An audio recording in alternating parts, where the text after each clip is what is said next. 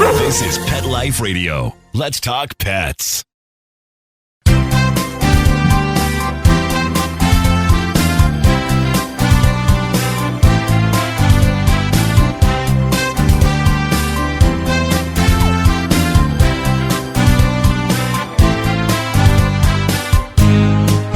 Hey, good morning, good afternoon. Depending on where you happen to be at this very moment, you are here live with Dr. Jeff Werber here, your host for the next 30 minutes here on Pet Life Radio's Ask the Vets with Dr. Jeff. The keyword, Ask the Vet. So that's me. Ask me. Give me a call. You can reach me a number of ways. Number one, the old-fashioned way, toll-free number 877-385-8882. You can also join us here live on Google Hangouts. Here's how you do that. You log on to PetLifeRadio.com. You click on the Ask the Vet with Dr. Jeff tab, and you scroll down to a nice Google Hangouts link. Click on it, and you will be here live with me, with our producer, Mark. And you can show your pets. You can ask your questions. You can get your video phone going. Let me see that limp that you've been worried about. Let me see that lesion on the skin or the eye problem or the mouth, whatever the case may be. Ask away. As I say a million times, you guys got to get used to this because telehealth/telemedicine is here. It's not something that's going to be happening. It is here. And there are groups out there. I'm involved in one called Live DVM, where you can actually contact a live veterinarian 24 hours a day. And so instead of going to Dr. Google and getting bad advice or getting sensationalized advice or worrying about something that happens once in 10 practice lifetimes, you're going to find out the real possibilities, the real problems, and what you can do to have them treated, etc. We're going to talk about telemedicine and telehealth in a future show, but just get used to using your phone, use your computer to communicate with, talk to a veterinarian, maybe get some information, but real information instead of canned information, which is what you get from Dr. Google because you can't talk to anybody.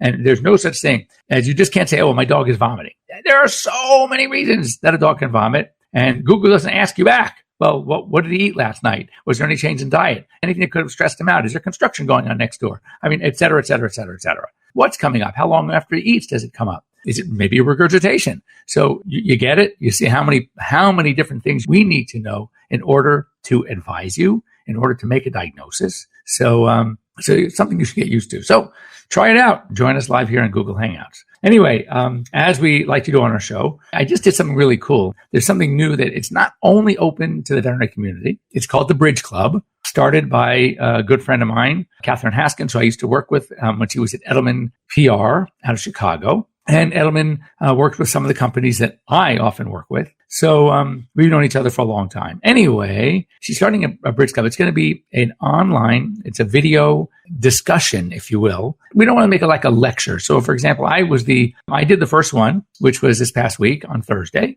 And we were talking, oh my God, interestingly, telemedicine and telehealth. So I just gave 10 minutes of just my experience, where the field is going, why it's becoming so important, why the mindset of you, the pet owner, pet lover, pet parent, is changing. The needs are changing. And most everybody wants answers now. They don't want to get in the car, go to the doctor, wait for 15, 20 minutes, half hour or more in the waiting room when they can pick up the phone, log on their computer, get their app, and just talk to somebody right away. And as far as emergencies, oh my God, that's where it's really amazing. Since 80% of emergencies aren't, I've said that a zillion times. So when you rush because your office is closed at night, your hospital, and so you rush in the car because you're panicked, and the recording tells you if this is an emergency, go to such and such XYZ emergency clinic, which you do, and you get reamed because it wasn't an emergency, but they're still going to do the blood test, do the exam. Just to walk in the door is at least $125. In our area, it's $175. So, I mean, it's insane. So,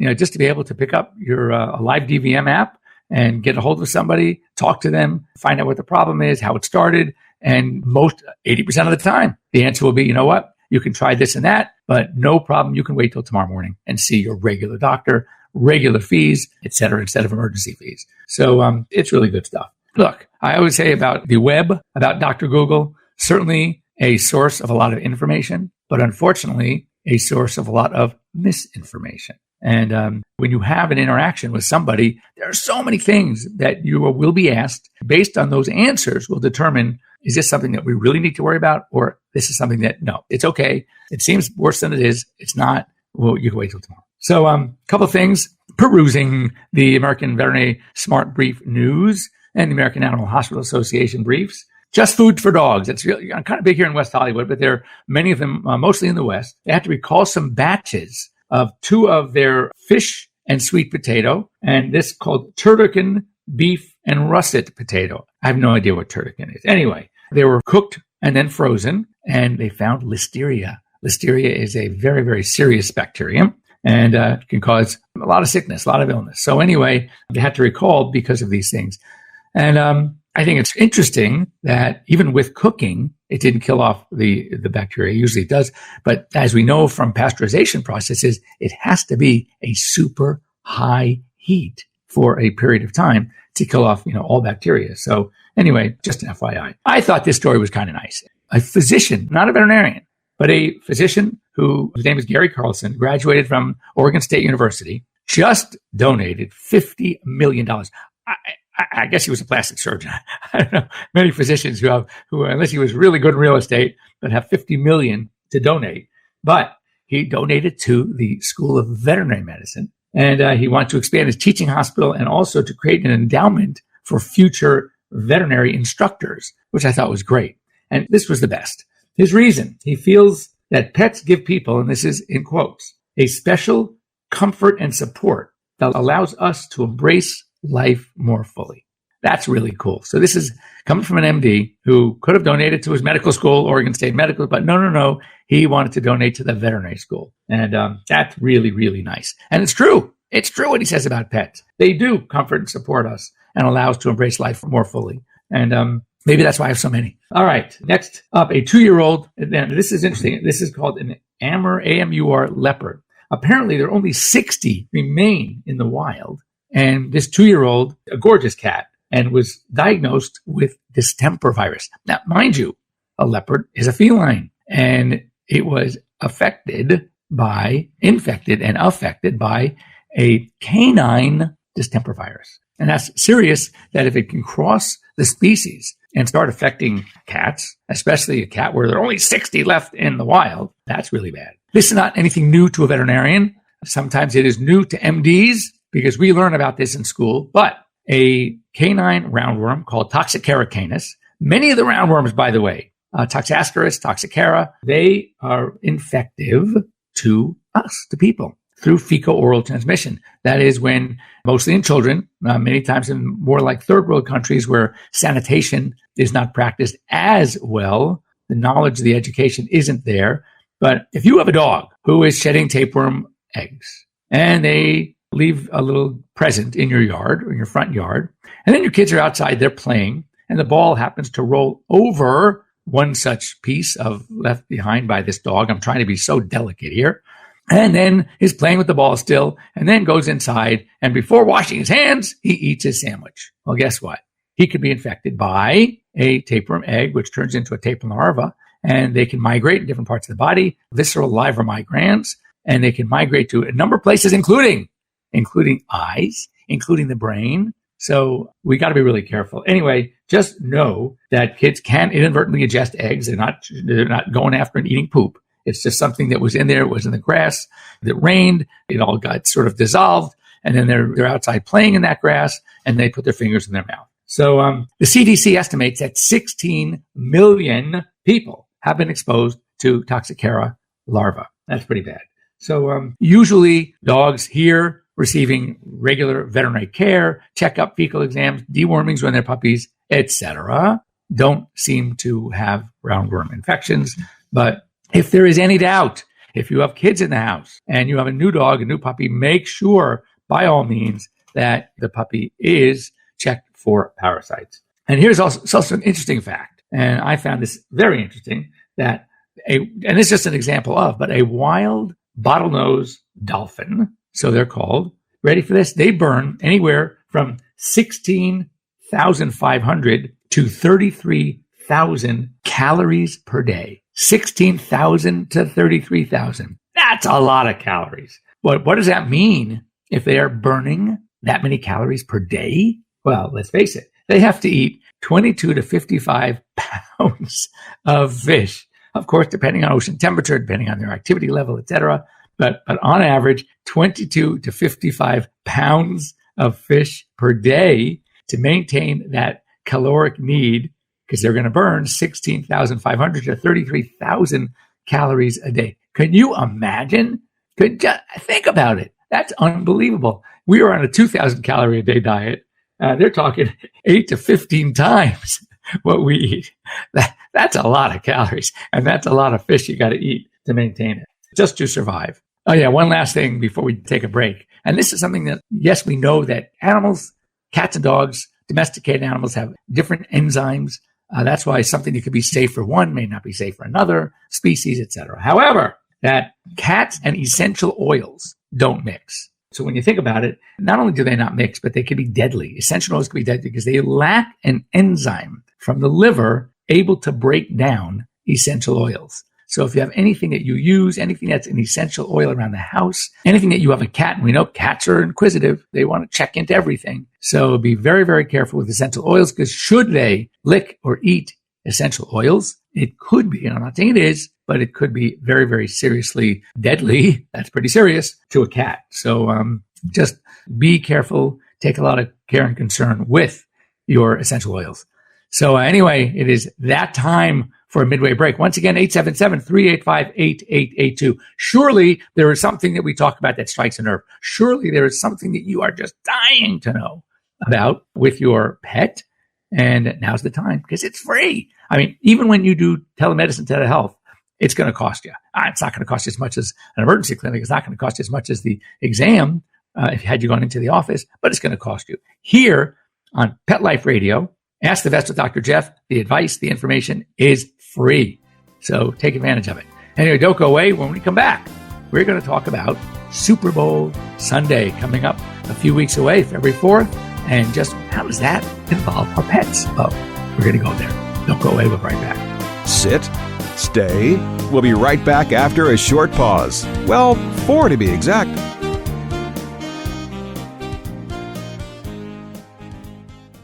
I love cleaning the litter box, said no one ever. Luckily, there's World's Best Cat Litter, the litter that promises less mess with less litter. Only World's Best Cat Litter uses the concentrated power of corn to quickly trap odors in tight clumps. And quick clumping means you never have to chisel or scrape the box. Less cleanup with less wasted litter? That's a litter bit amazing. Save $2 on World's Best Cat Litter. Visit www.saveonworldsbest.com. Does your dog itch, scratch, stink, or shed like crazy? Come to Dynavite for help.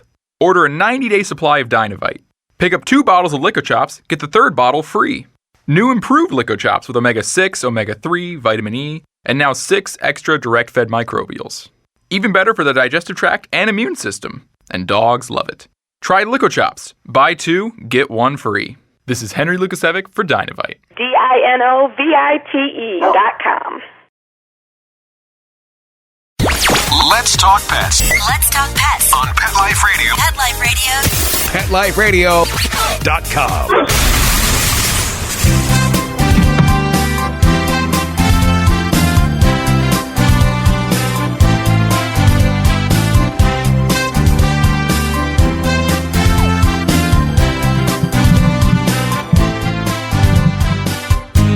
And welcome back. You're here live with Dr. Jeff Werber.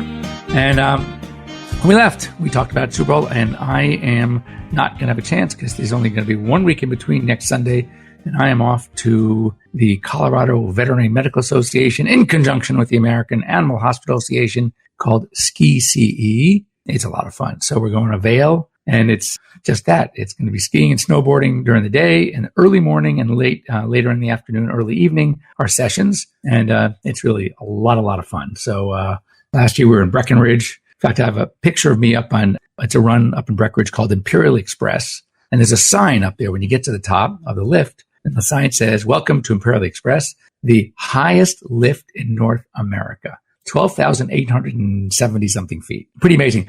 You start feeling the thin air and what they call altitude lightheadedness, sickness, if you will. Even when you're not doing anything, you're not even exerting. You're just sitting on the lift going up. And they say it starts happening for sure above 12,000 feet. Well, this is 12,807. It's almost 13,000 feet. So, this year it's in Vail. Looking forward, but while the 9 o'clock hour, I will be in the air. So this is the last time I really have a chance to talk about Super Bowl. And you were saying, well, Super Bowl, pets, they don't watch TV. Well, first of all, one of my dogs, one of my Frenchies, is a TV monster. He watches everything.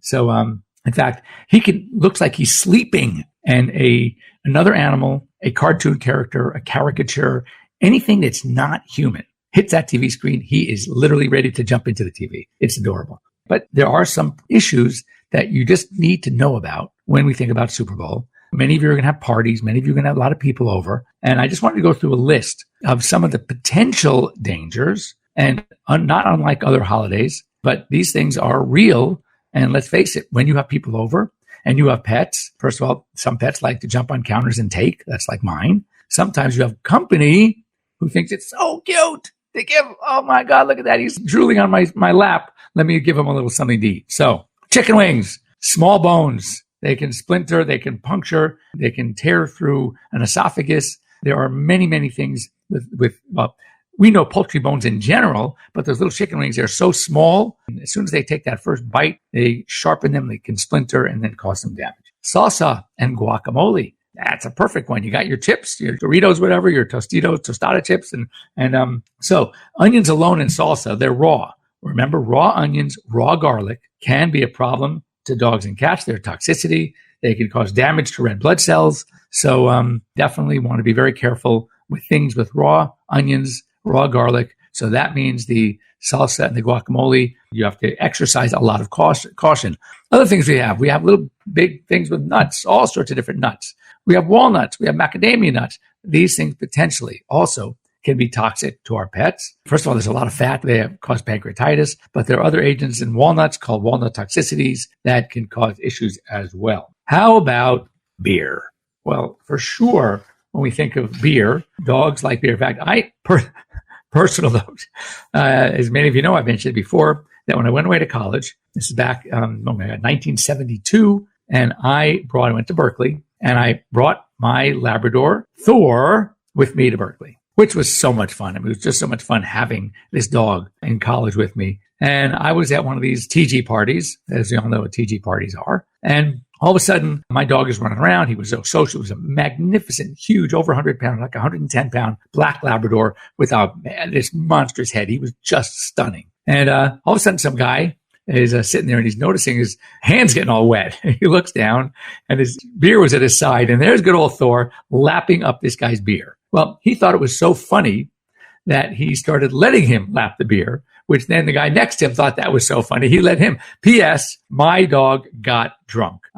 Before I knew it, he is literally staggering. At one point, we were taking a little jog home, and we got to across the street, and we had to turn a corner, make a 90-degree right turn. He could not make the turn fully, and he ran himself into a tree. So, yes, dogs can get drunk. If it's done with routine, I doubt any of you are going to ever let that happen with routine. But yes, they get alcohol poisoning as well. Other things, fatty foods. If you're going to have hot dogs, baked beans, anything that you're going to have that is too rich. Rich foods can induce pancreatitis. And with pancreatitis, very, very serious problem. And there have been dogs that have died from acute pancreatitis. So just know. Other things, a lot of people coming over. There's a lot of loud noise. So, I would say that just be careful. If you have dogs that freak out, you may consider things like, get the Calms vest, which is amazing. CALMZ, check it out. Things like natural supplements like valerian, passion flower could be helpful. Anything where there's a noise phobia or a noise anxiety. A product that I like called Sileo from Zoetis, Sileo. That too is perfect for noise phobias. So that's why it's also great for like 4th of July fireworks. But whenever there's going to be a lot of loud noise, a lot of high volume on the TV, etc. And again, remember, some dogs freak out. So you want to make sure they don't try to escape when people are coming over, making sure if you have one such pet that likes to make a beeline out the door, now's the time to watch them, maybe put them in a back room, a separate room, until sort of some of the commotion calms down from people coming over. And then this will just add to everyone's safety. And as I said, there are some natural things too. Look for things with valerian, passion flower, chamomile, California poppy, etc. These all have a natural calming effect on our dogs. And of course, any decorations, if there's streamers or whatever you're going to put up, If you have cats, especially, cats love to play with stringy things. They will go after them. So it's a fun time.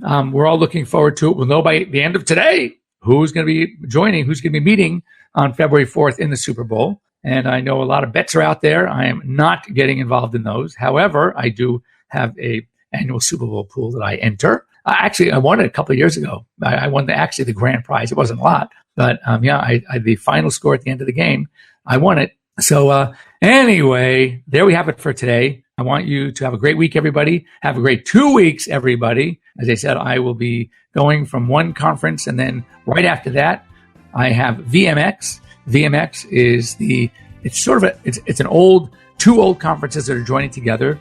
It is the North American Veterinary Conference and the American Animal Hospital Association Conference are joining together for VMX, Veterinary Medical Expo in Orlando. It's probably going to be one of the largest conferences on the planet. And anyway, that's going to be the following week. So I literally go from, I'll be in Vail, come back for a day, Thursday in the office, and then Friday morning off to Orlando for VMX. So I will be with you again. I might be there. I don't know what my schedule is going to be like at VMX. I might be able to do my show live there. But if not, we will see you the following week. Anyway, so have a great week or two, depending on what my schedule allows. And anyway, be safe on Super Bowl Sunday. Be safe today even. Have a great time. Hoping your teams win. And we'll see you in a couple of weeks. All right. So long, everybody. Let's Talk Pets, every week on demand, only on PetLifeRadio.com.